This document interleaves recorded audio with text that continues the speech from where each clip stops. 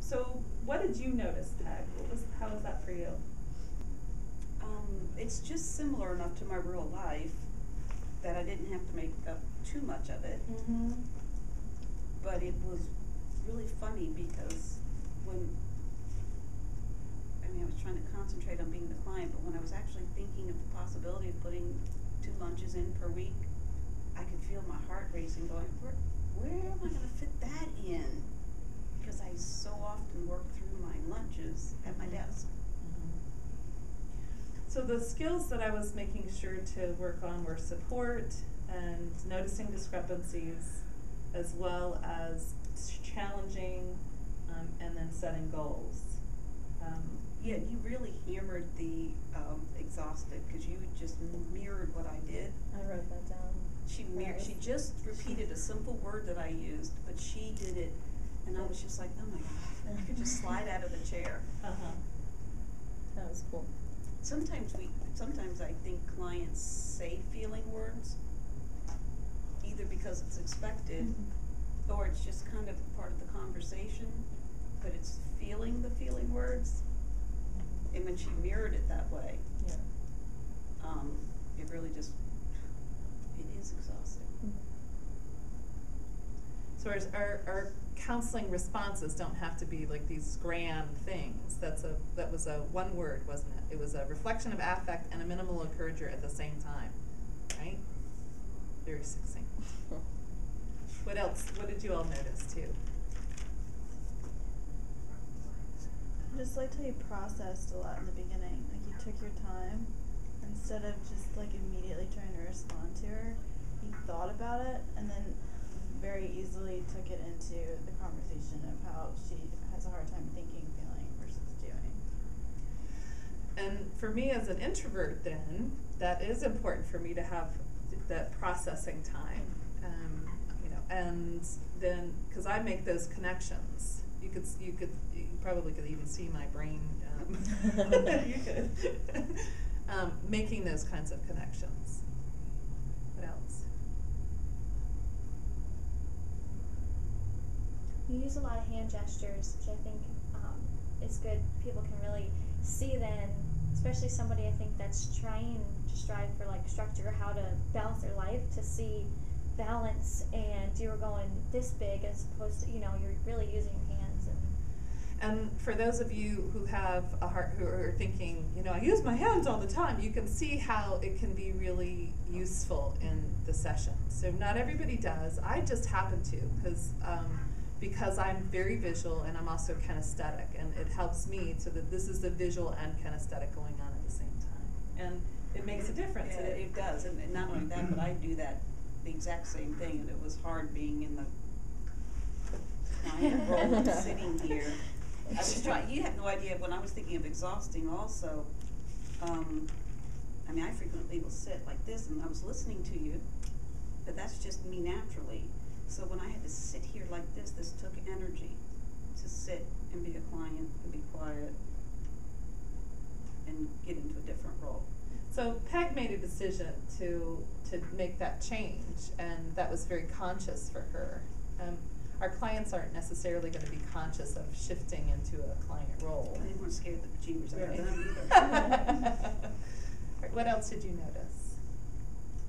I noticed that when you were setting goals for how often she was going to have her lunches or whatever, that you recognized that maybe they were too sporadic in the past, and you focused, when you mentioned once or twice a week, she felt overwhelmed, and then you adjusted there and got her to agree to once or twice a month.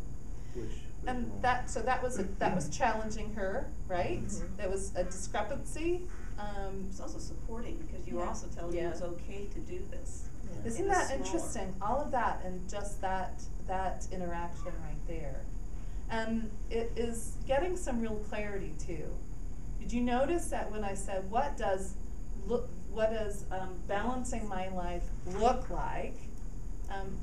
Okay, balancing my life is a great concept, and we need to break it down. That's the purpose of setting goals or developing a treatment plan in counseling, is to break it down into small enough steps that we can say, oh, I know when I'm doing that, or I know what that looks like, I know what that feels like. I know what those thoughts are. So that's specific. So long term, short term, and from the short term into smaller steps. Anything else that you noticed? You seem to kind of wrap things into like kind of a theme too for her, like bringing things back. You said like, well, that's a vicious circle for you too then, and just kind of like pointing out kind of a theme or a pattern throughout the whole thing. Mm-hmm. And I have to say that that's one of the things that I do really well. Yeah, I was just gonna say that, she, I was thinking about the spring, where that really was losing my mind. It's on video too. It really was. Even thinking about it gives me palpitations, but that was very supportive to have somebody say, that's really hard, because it's this, and that's kind of the little hamster wheel that we get on in life with clients, is it's just these patterns of behavior. Yeah. And what are we going to do to stop it? But it was supportive to hear somebody go, oh, that's got to be really hard.